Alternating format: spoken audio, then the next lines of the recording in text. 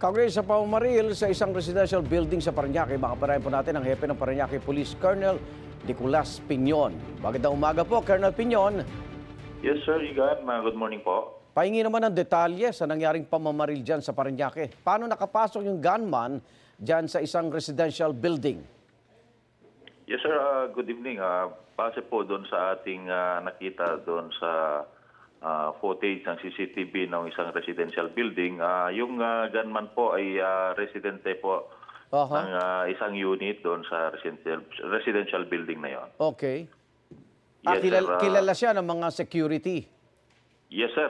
Base po doon sa kilala po siya ng ating mga security. Kasi isang unit owner po.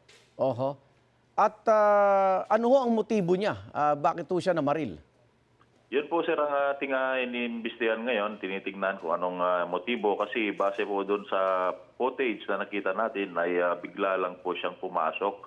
Pagbaba niya doon sa kanyang unit, bigla siyang pumasok sa basketball court at doon nga namaril.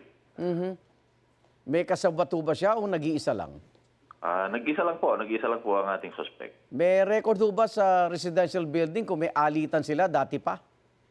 Yun, sir, ang ating tinitingnan ngayon kasi base doon sa ating pagsisiyasat kagabi, wala yung owner ng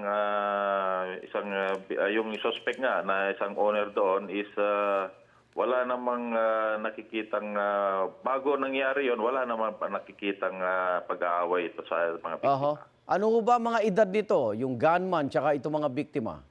Yung gunman po ay 59 years old at yung mga biktima ay nasa tamang edad din po na naglalaro doon sa basketball court. Ano ho ang ginamit na baril nitong suspect? Sir, base po sa ating pagsisiyasat sa mga ebidensya na kuha natin sa crime scene, bale 9mm pistol po. Kumpirmado ho ba nga apat ang nasawi at ilan po ang sugatan na Colonel Piñon? Yes, sir. Kagabi po, nung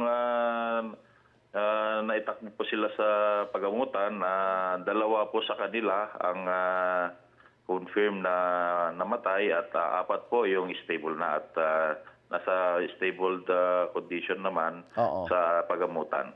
Okay, ano ho ang kinamatay ng dalawa? Saan ho ang tama nila? Sir, so far ngayon, hindi pa natin nakita yung yes, sir, yung medical certificate. Nakausap niyo na ho ba yung management ng residential building at kamusta ho seguridad ngayon doon sa lugar? So far, sir, secure naman po kasama ang ating pulisan at ang ating mga security guard na nandoon. Sinesecure natin yung residential building na yon kasi possible kung halimbawa babalik pa, nandun naman ang ating kapulisan. Opo. Tuloy ho ang hot pursuit dito doon sa suspect po at baka may panawagan kayo sa publiko at makatulong. Yes, sir. Actually, ongoing ang ating hot pursuit operations kasama ang ating mga barangay doon sa area na nagpapatuloy na tinitignan natin kung saan. Kasi nung pagkatapos nung insidente ay lumabas siya sa compound ng building at naglakad. At may mga may mga informasyon naman na tayo dito sa suspect. Opo. Maraming salamat, Parañaque Police Chief Colonel Nicolas Piñon. Ingat po.